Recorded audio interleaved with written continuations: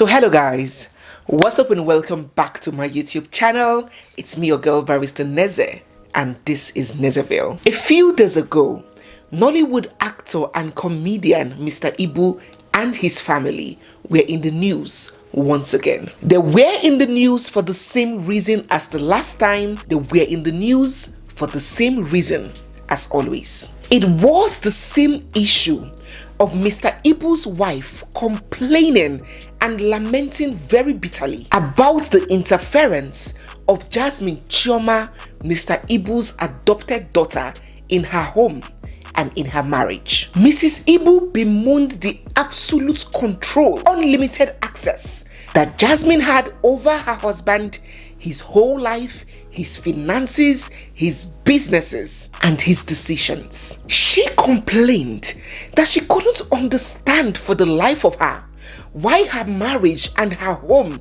should be run by an adopted daughter when she is still alive, hale, healthy, and hearty, and then she is pushed aside to the back burner, totally oblivious of everything that is happening pertaining her own husband. She said quite a whole lot, and in our last video we detailed all of that.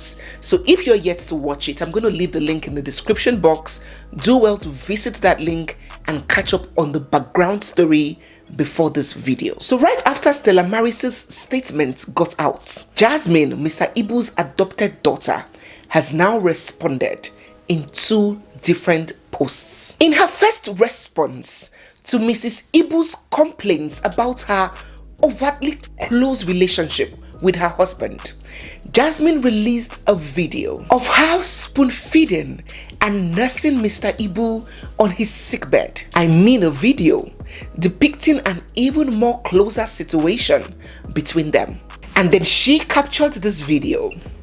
As long as you're getting better, nothing else matters. I will remain silent until you're back to your feet again. So in other words, we pin here, she has continued administering care and attention to Stella Maris's husband, Mr. Ibu, even when Stella Maris is well and alive and would rather do it herself. She has also committed to responding to Mrs. Ibu and saying her own truths when Mr. Ibu is well and back to his feet. We're going to watch out for her own statement, but before that comes, let us critically analyze these two very compelling schools of thoughts that have now arisen in this situation and in Jasmine's response to Mr. Ibu's wife. The first camp have argued that obviously Mr. Ibu feels safe, comfortable, and confident in the arms and company of his adopted daughter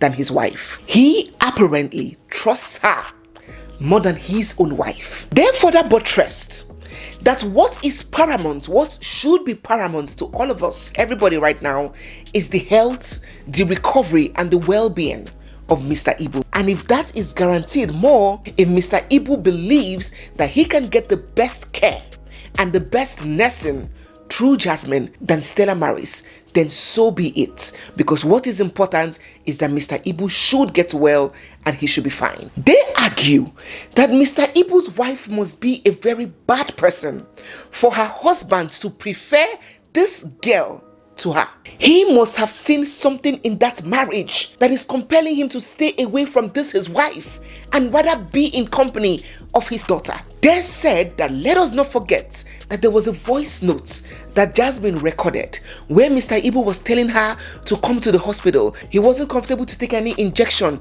with his wife there, that Jasmine should come. They said that Mrs. Ibu must have shown some traits that makes Mr. Ibu scared for his life. And there is nobody that would be fearing for his life that will be comfortable to allow that person that he or she perceives as a threat to be the one to nurse him on a sick bed. They have also argued further that for Mr. Ibu to endorse the remittance of funds, donations, contributions to a neutral account that his wife does not have access to shows that she must have mismanaged and misappropriated funds in the past.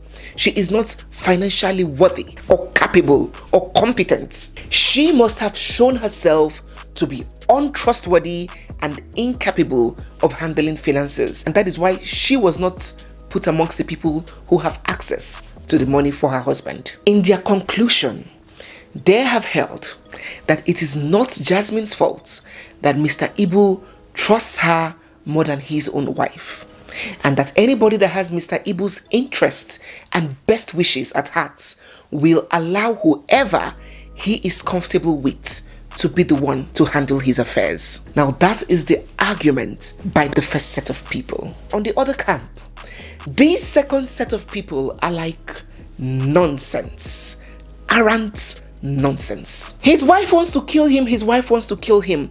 Let us not forget that when Mr. Ibu's first marriage packed up, that was how he was also accusing that his first wife of wanting to kill him. When his second wife was kidnapped, this Stella marries, that is now his enemy, that now wants to kill him, that is now the devil. When she was kidnapped, when he was getting poisoned every year, that is how Mr. Ibu also came out and said it is his first wife that is after him. So all his wives want to kill him. The only person that does not want to kill him is his adopted daughter. He's the only man in the world that all the women want to kill. They were like, the issue, the bone of contention here is not just that Mr. Ibu does not trust his wife. What is making this sacrilegious and absurd is the person that he has chosen to trust and the weirdness surrounding how she came into the family. Adopted daughter. They were like, if Mr. Ibu does not trust his wife over money management, why can't he hire a professional? He can get an accountant. He can hire the services of a lawyer, a neutral person, a PA, whatever, but not a young, matured woman who is believed to be having sex with him by his wife, believed to be having sex with him by many people, who there is a voice note by him himself admitting to have been having sex with the lady. And then you impose this woman on your wife and say she is your adopted daughter. Ridiculous, they say. They were like, if Mr. Ibu does not trust Stella Maris after 16 years of marriage and 4 children, no, she didn't kill him all through these 16 years. When they have been living together, she has been giving him food. They have been sleeping on the same bed, naked, making babies. She didn't take his life. He still doesn't trust her after all those years. So why is he still married to her? He might as well go ahead and divorce her and take a second wife or marry whoever he wants to marry a side chick or marry a daughter or whoever he wants to marry. Why stay married to a woman that you do not trust for 16 years? And you keep the title of husband and you give her the title of wife, and then you get completely involved with another woman. Another woman is totally in control of your affairs and you say you are married. Why don't you take a stand? They argue. If you feel your wife is after your life and you cannot trust her with anything, so what is the need of that marriage? Why not dissolve it? Let it be clear to everybody what your stand is. Is it not better to divorce her than this whole show of shame? They were like, why are people seeing something that is apparently wrong and calling it right? Why are people seeing black and saying it is white? Can we step back for a second and imagine if it was Mrs. Ibu that brought in a young Akbobi, young sexually active young man in his prime, and then she moves in with him, moving around with him, making videos and laughing and jumping, and when Mr. Ibu objects to that friendship or relationship or whatever, she will say that she has adopted him. He is now his adopted child. Will any of these people talking support such nonsense? Or is it because his wife is completely dependent, financially crippled, uneducated and unexposed? Is it because she no open eye like this Jasmine? Or wanya ka Jasmine? That is why such a situation is being imposed on her, and these other set of people are endorsing it. Let us fear God. Oh. It is not like this said daughter is cordial with his wife. It's not like she has been accepted by his wife. It's not like she has any regard or respect for his wife. It's not like this said daughter knows her boundaries and respects the line. There is a line from a husband and a wife and the rest of the world. If you're married, let me know in the comment section if you know that line. That line must exist. If not, that marriage must break. That marriage must have issues. That is why newly wedded people, you hear people say, do not allow your in-laws to come and live with you. Even those that have been married for long, you hear people advise, keep in-laws away. Keep the marital issues away. There are weird things that happen in marriage does not make it bad as long as nobody is getting hurt. The whole world does not have to hear it. The Bible, the law, the constitution defines marriage as a union between two people. Two. When a third leg comes in, there are bound to be conflicts and clashes. Because what is normal to both of you, what both of you agree to in your marriage, a third party might hear it and it might sound weird. Okay, let me paint an example. A husband might borrow 10,000 naira from his wife, and that weekend he would dash her 100,000 to go make her hair. A typical wife would say, honey, what of that 10,000 I borrowed you? Can I have it back, please? Within them, they might laugh at it. It might be their normal. But if a third leg is in that marriage and hears it, she might term that woman greedy, inconsiderate, selfish, financially reckless. So marriage is a union between two people. Leave them to their normalcy. They would fight, they would make up. As long as abuse and other absurdities haven't gotten in, it doesn't need any third party interference. So this is another lady that Mr. Ibu has brought into his marriage that his wife is not comfortable with. This lady does not have any regard or respect for his wife. No, let us just take a look at how she addresses this wife in public. Take a look at this video. I would like you to bring up Mrs. Ibu. She blocked me today. Before now, she was posting me back to back every day. She blocked me today. Bring her on this live. Let us talk face to face. Let that woman come and tell me one day that I've done anything to wrong her. Before now, Stella Okafor. Everybody know me and you. Everywhere you go with me. I have all your voicemail telling you, my daughter, you know I'm your mother. Please send me money. And your daughter, only when you need money, Stella Okafor.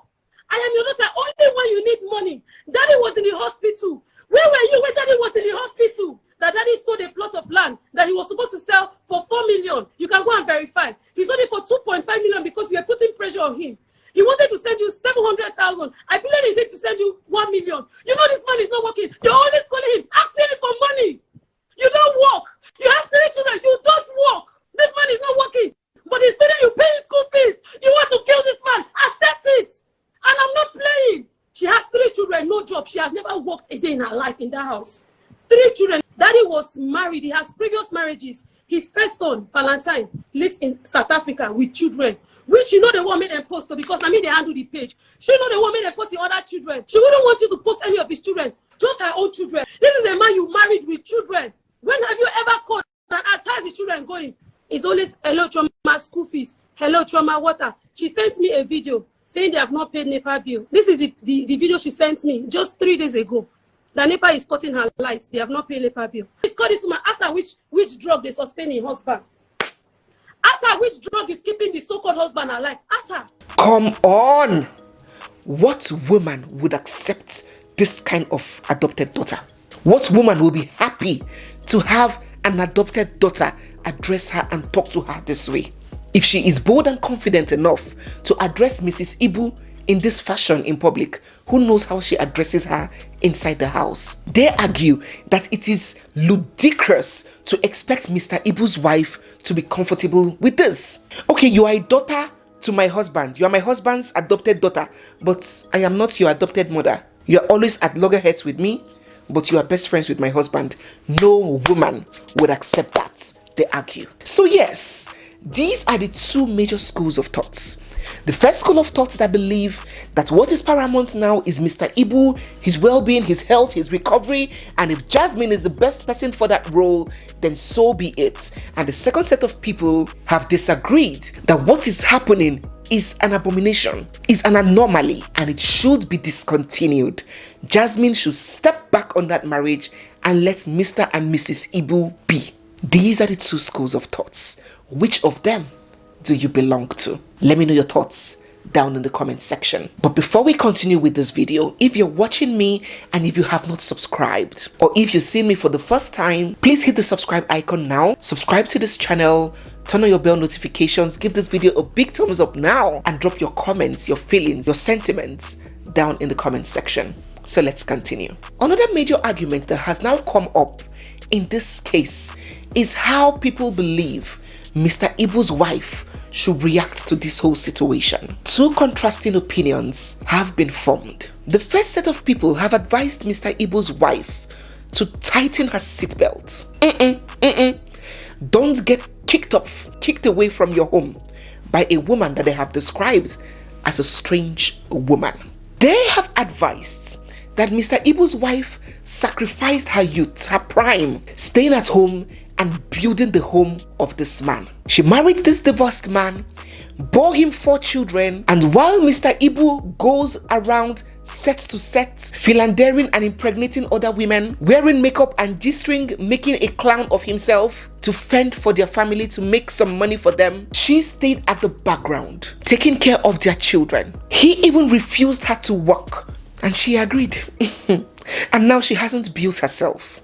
No job, no business, no finances, no backup plan.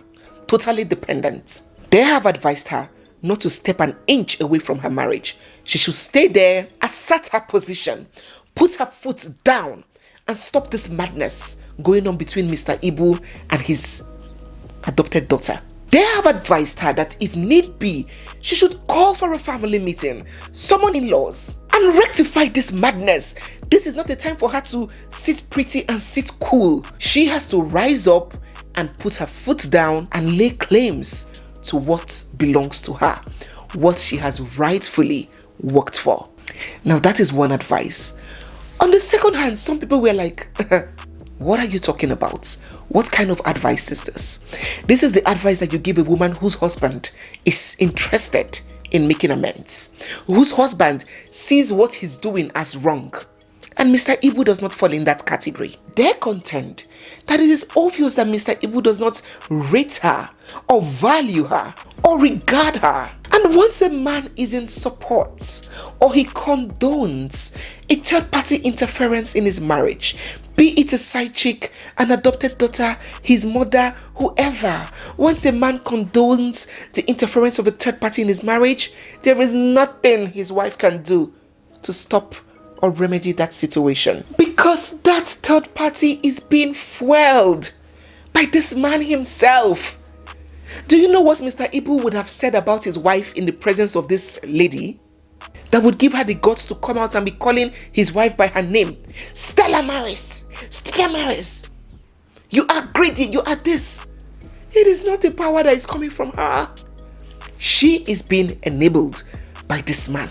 They have considered it a lost cause for Stella Maris. Yes, she has made many mistakes in the marriage by even accepting to have any relationship or friendship with the Jasmine from the onset. They categorize that a mistake. For refusing to develop herself, remaining dormant while her husband goes out there without adding any value to her life, they believe that she has made a mistake. They advise that the best thing for her to do is to pick up the pieces of her life and move on. Mr. Ibu prefers Jasmine. Mr. Ibu, she should leave them to their father-daughter love. Move on with her children. Get something doing with her life. Get busy. Get productive. And leave the situation. Let us see if in the next 20 years, when Mr. Ibu is in his 80s, if Jasmine will still be seated by his side, feeding him with fruits and vegetables. They have advised her to vacate the marriage. So what do you think, guys? Which of these two schools of thoughts, which of these two advices do you tend to for Mr. Ibu's wife in this situation? Because she really needs help. She needs sound advice. Looking at her, she doesn't quite seem like the kind of woman that can assert herself, that can, take a stand and make good decisions for herself. She really needs good guidance. Drop your thoughts down in the comment section. So to close this video, I'm just going to analyze the situation a little, legally speaking, from a lawyer's point of view. Some people have said, sue, take to court. But I'm like, I don't think now is the best time to sue anybody. What is she suing for? For what crime and offense? Legally speaking, going to court now or sue is not as easy as we make it seem.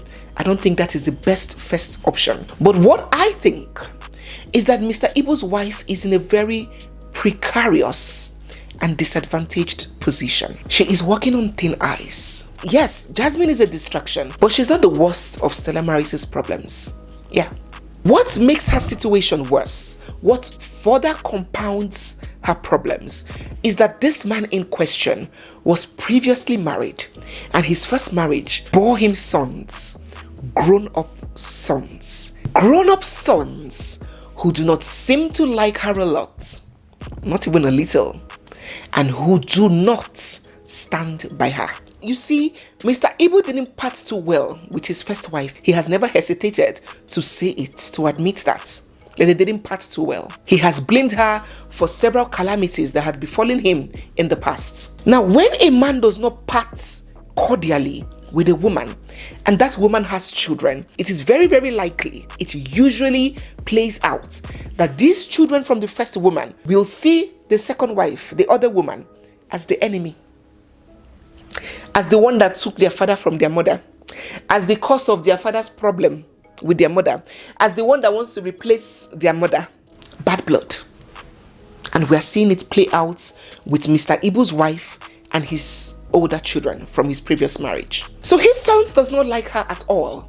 They would rather form their camp with Jasmine. I mean, look at the video of Jasmine feeding Mr. Ibu in the hospital. Who was that beside her?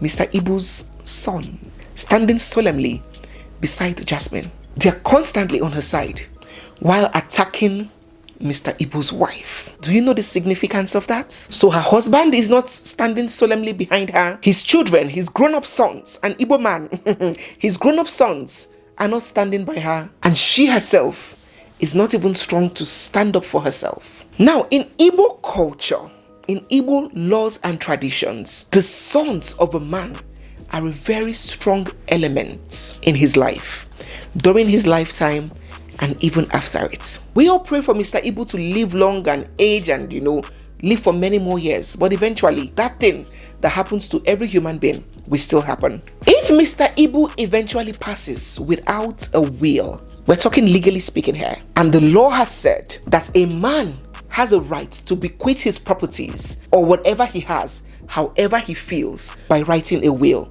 But in the absence of the will, the native laws and traditions that guided that man during his lifetime will be what will be applicable in the distribution of his estates. That is what the Wills Act says. So if Mr. Ibu eventually goes to be with his ancestors without a will, the Igbo culture and tradition is that everything that he ever owns belongs to his sons first. In many Igbo cultures, wives do not even have a right of inheritance. The man's male children have an upper hand, except they are cooperative. Then they can factor the wife or the stepmother into the whole thing.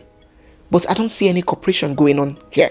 Now, even if Mr. Ibu chooses to write a will, with these hostilities and distrust going on, it is very unlikely that Stella Maris may even be covered or made provisions for. And she herself is not a tiger lady, an agunwa, that can stand firm for herself. So now she has no proper education, no job, no business, no source of livelihood, no money, no resources, very little children. The question is, can she fight the battles that may lay ahead?